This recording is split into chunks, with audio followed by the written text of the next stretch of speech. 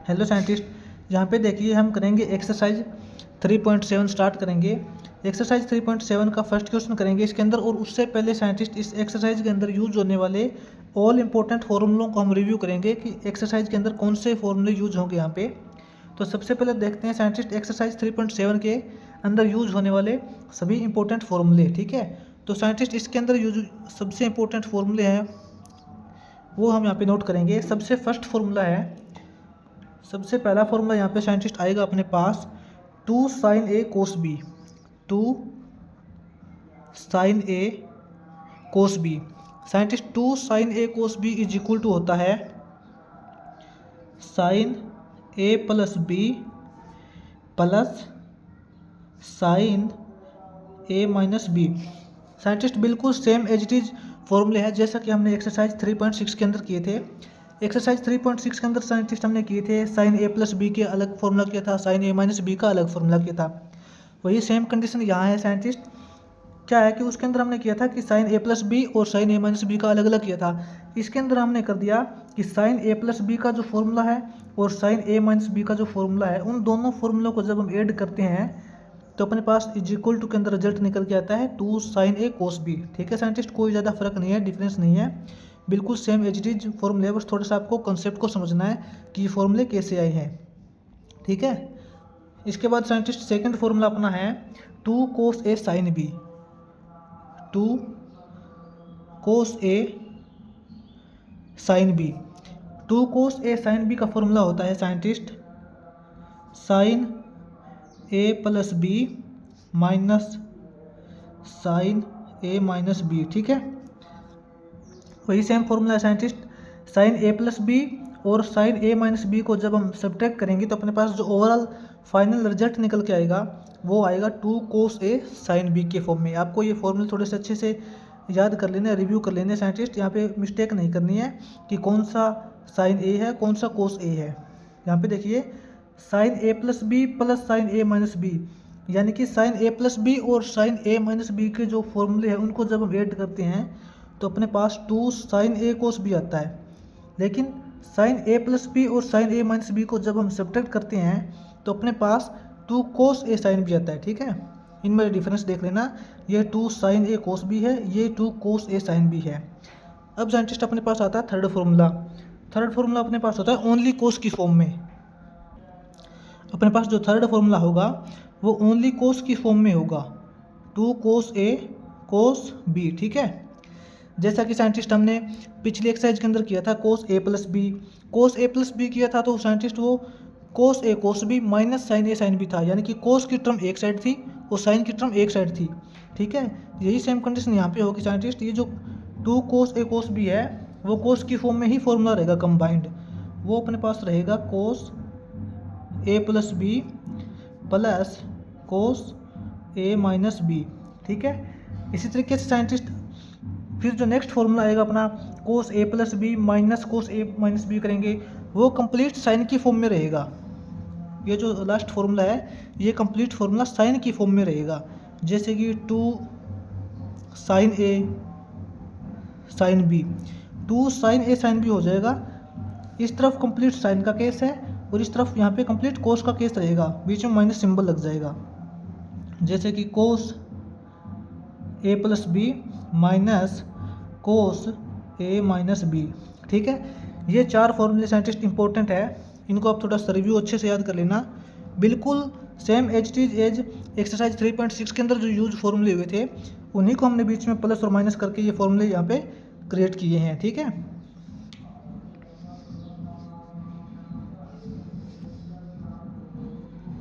ये साइंटिस्ट अपने पास हो जाएंगे एक्सरसाइज 3.7 के अंदर, यही फॉर्मूले यूज होंगे। अब हम चलते हैं साइंटिस्ट एक्सरसाइज 3.7 के फर्स्ट क्वेश्चन की ओर। यहाँ पे हमने फॉर्मूले रिव्यू कर लिए, अब हम क्वेश्चन नंबर फर्स्ट करेंगे इसका।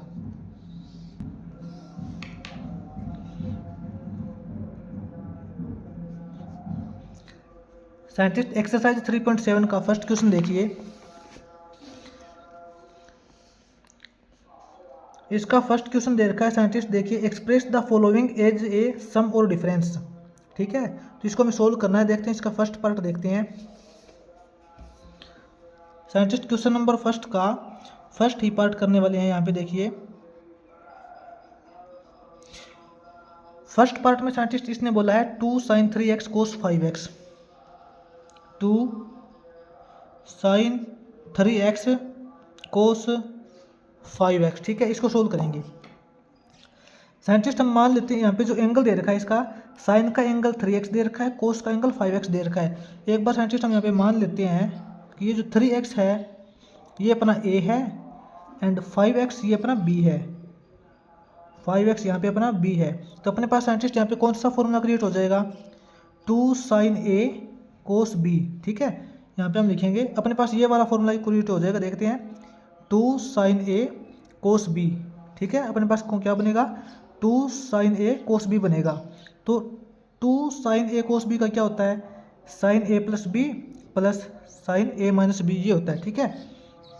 हम यहाँ पे लिखेंगे यूजिंग आइडेंटिटी, ये वाली आइडेंटिटी हम यूज करेंगे तो अपने पास बनेगा sin a प्लस b, यानी कि sin a plus b 3x plus 5x, 3x plus 5x plus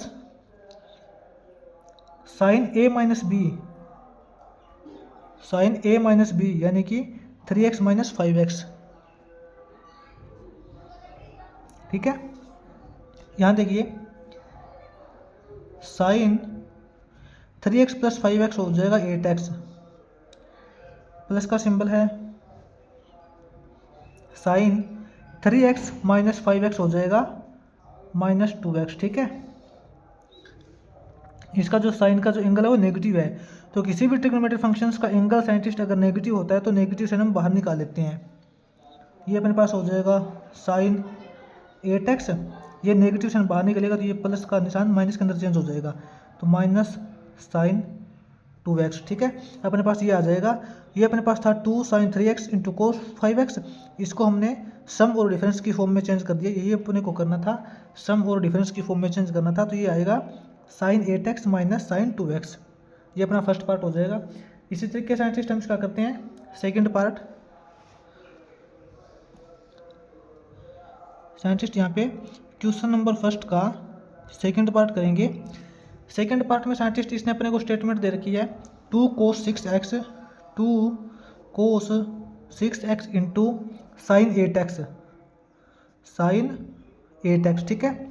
तो वही बात साइंटिस्ट मान लेते हैं, लेट माना कि 6x अपने पास a है, 6x एंगल a है अपने पास और 8x अपने पास b है। तो यहाँ पे साइंटिस्ट 6x a है, 8x b है।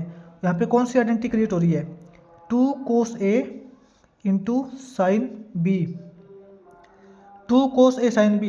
देखते हैं साइंटिस्ट कौन सी आइडेंटिटी है अपने पास, 2 cos a sine b identity होती है scientist sine a plus b minus sine a minus b, ठीक है। तो यहाँ पे देखेंगे हम इसको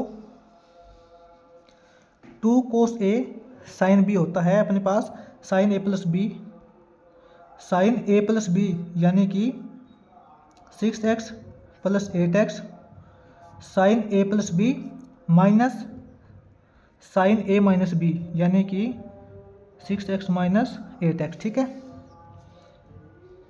साइन 6x प्लस 8x हो जाएगा अपने पास 14x minus sign 6x minus 8x करेंगे तो ये हो जाएगा अपने पास minus 2x is equal to sine 14x। यहाँ पे देखिए साइन का एंगल अंदर नेगेटिव है, किसी भी ट्रिग्नोमेट्रिक फंक्शंस का एंगल अगर नेगेटिव होता है तो नेगेटिव साइन हम बाहर निकाल लेते हैं।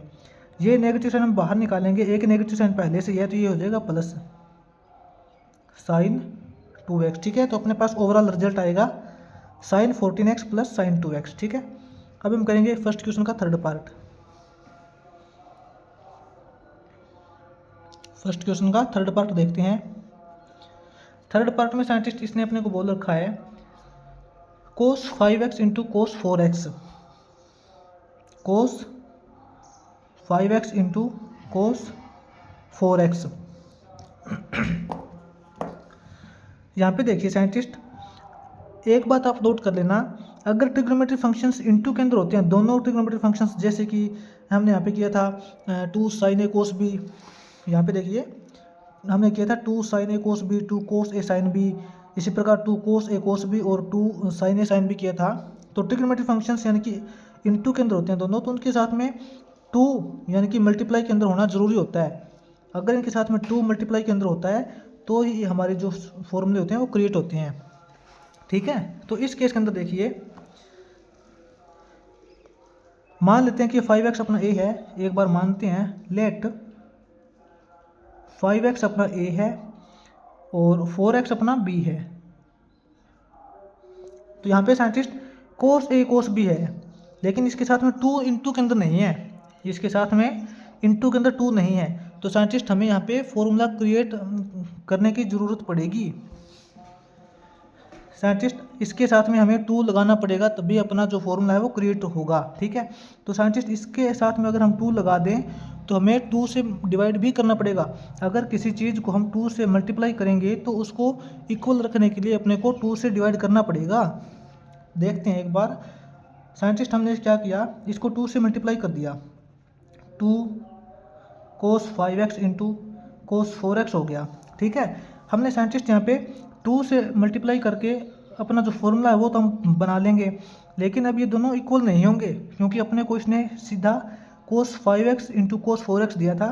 लेकिन हमने क्या किया, इसका फॉर्मूला क्रिएट करने के लिए इसको दो से मल्टीप्लाई तो कर दिया, लेकिन साइंटिस्ट इसको इसके बराबर बनाए रखने के लिए इसको दो से डिवाइड भी करना पड़ेगा। ये देखिए, ठीक है, साइंटिस्ट हमने इस इक्वेशंस को टू से मल्टीप्लाई कर दिया और टू से ही डिवाइड कर दिया, तो कोई फ़र्क नहीं पड़ेगा। अब क्यों? क्योंकि टू से टू कैंसिल हो जाएगा, कोई फ़र्क नहीं पड़ेगा। ठीक है, ये जो साइंटिस्ट बाहर वाला 1.2 है ये तो साथ में चलेगा, ये जो बाहर 1.2 है ये तो इसके साथ में चलेगा, लेकिन ये जो अंदर टू है, अंदर टू लगाने के बाद अपने पास फॉर्मूला क्रिएट हो जाएगा। अंदर जो हमने टू लगाया है इसके टू के सहारे अपना जो फॉर्मूला है वो क्रिएट हो जाएगा। यहाँ बन जाएगा two cos A cos B. Two cos A cos B का फॉर्मूला होता है scientist cos A plus B plus cos A minus B. Two cos A cos B होता है कोस ए प्लस बी यानी कि 5x plus 4x cos A plus B plus cos A minus B यानी कि 5x minus 4x। ठीक है, ये 1.2 साथ में चल रहा है क्योंकि हमने इसको 2 से डिवाइड किया था।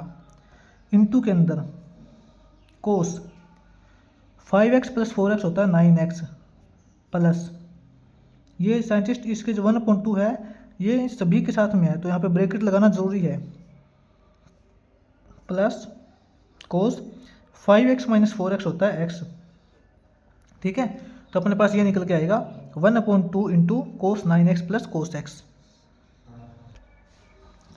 अब हम साइंटिस्ट चलते हैं फर्स्ट क्वेश्चन के फोर्थ पार्ट में। यहाँ पे साइंटिस्ट अपना फोर्थ क्वेश्चन का फर्स्ट पार्ट करेंगे हम। फर्स्ट क्वेश्चन के फोर्थ पार्ट में दे रखा है इसने sine 75 degree into sine 15 degree, sine 75 degree into sine 15 degree. ठीक है, वही के साइंटिस्ट इसके साथ में अपने को पता है टू होना ज़रूरी होता है, तभी two sine A sine B का फॉर्मूला लगेगा। इसके साथ में टू नहीं है तो हम इसको ऐसा लिखेंगे by multiplying and dividing by two, यानी कि टू से ही मल्टीप्लाई और टू से ही डिवाइड करते हैं। तो अपने पास ये इक्वेशंस बन जाएगी 1/2 into two sine 75 degree into sine 15 degree. ठीक है, ये 1/2 साइंटिस्ट इसके साथ में चलेगा, ये वाला 1/2 तो इसके साथ में लेके चल रहे हैं, इंटू यहाँ पे देखिए two sine A sine B. Two sine A sine B होता है cos A plus B minus cos A minus B. ठीक है, तो two sine A sine B को हम लिखेंगे cos A plus B, cos A plus B यानी कि 75 plus 15 cos A plus B minus यहाँ पे एक ब्रैकेट लगाना जरूरी है साइंटिस्ट, क्योंकि जो 1/2 है ये इस इंटायर वैल्यू यानी कि कंप्लीट वैल्यू के साथ में है, minus cos A minus B, cos A minus B यानी कि 75 माइनस 15। ठीक है, ये टर्म बनेगी। अब आगे देखते हैं, अपने पास नेक्स्ट पेज पे देखते हैं।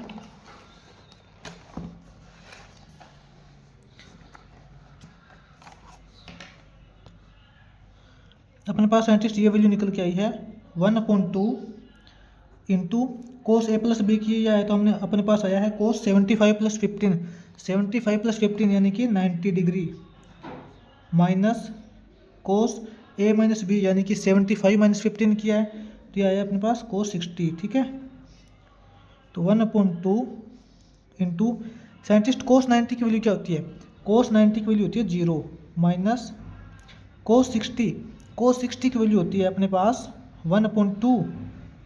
ठीक है, तो अपने पास ओवरऑल रिजल्ट रह गया 1/2 इंटू माइनस का 1/2, तो अपने पास ओवरऑल रिजल्ट रहेगा -1/4।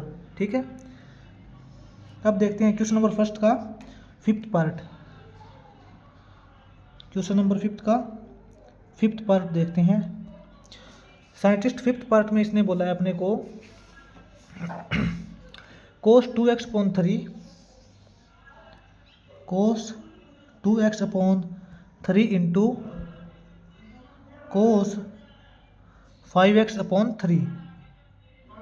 तो साइंटिस्ट वही बात करेंगे, हम इसको 2 से मल्टीप्लाई करेंगे और 2 से ही डिवाइड कर देंगे। ठीक है, क्योंकि अपने पास फॉर्मूला हमने क्रिएट करना है।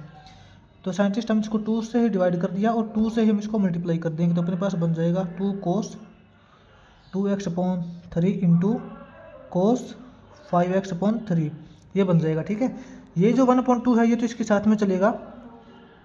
अब अंदर यहाँ पे फॉर्मूला क्रिएट हो जाएगा 2 कोस ए कोस बी का। Scientist 2 cos A cos B का फॉर्मूला होता है कोस ए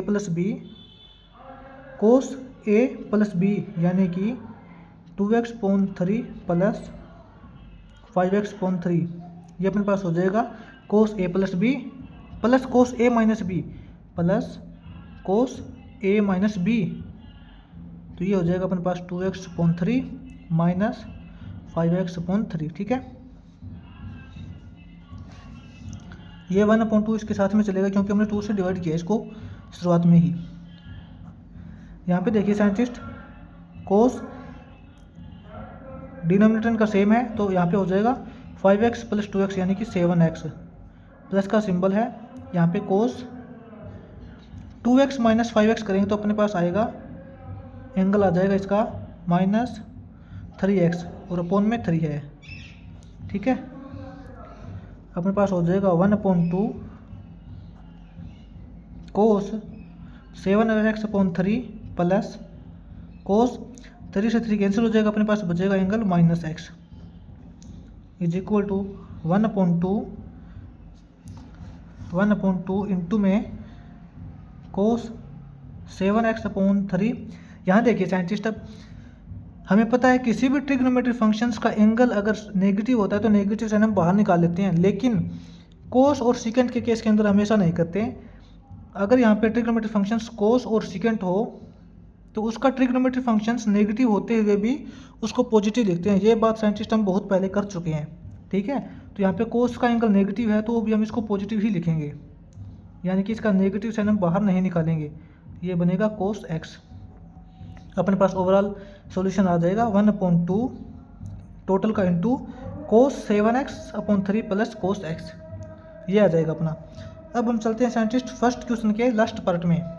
फर्स्ट क्वेश्चन का जो लास्ट पार्ट 6th पार्ट है, 6th पार्ट में साइंटिस्ट इसने बोल रखा है अपने को sin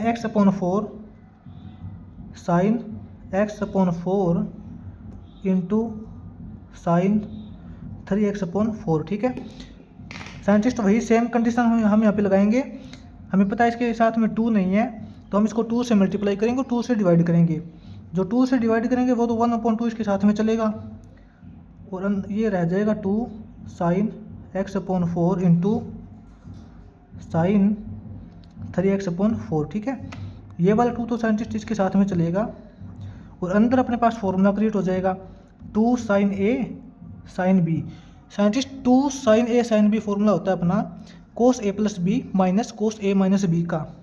तो 2 sin a sin b हो जाएगा अपने पास cos a + b cos a + b minus cos a - b ठीक है।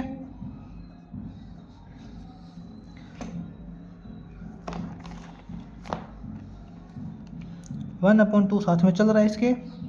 यहाँ पे देखिए कोस 3x plus x 4x/4 minus cos x minus 3x, यानी कि एंगल इसका हो जाएगा -2x/4। इसका एंगल नेगेटिव हो जाएगा यहाँ पे। 1/2 यहाँ पे हो जाएगा, 4 से 4 कैंसिल हो जाएगा तो यहाँ पे बचेगा कोस x माइनस, यहाँ देखिए साइंटिस्ट, किसी भी ट्रिग्नोमेट्रिक फंक्शंस का एंगल नेगेटिव होता है तो नेगेटिव साइन हम बाहर निकाल लेते हैं, लेकिन कोस और सीकेंट के केस के अंदर ऐसा नहीं करते। कोस का एंगल अगर साथ में नेगेटिव है तो भी हम उसको पॉजिटिव ही लिखते हैं, ठीक है। ये हो जाएगा कोस, 2 से 4 कैंसिल हो जाएगा, 2 हो जाएगा अपने पास, यहाँ बचेगा x/2, ये अपने पास हो जाएगा 1/2 into cos x minus cos x/2, ठीक है। ये अपना यहाँ पे फर्स्ट क्वेश्चन का 6th पार्ट हो गया और इसी के साथ अपना जो फर्स्ट क्वेश्चन है वो कंप्लीट हो गया।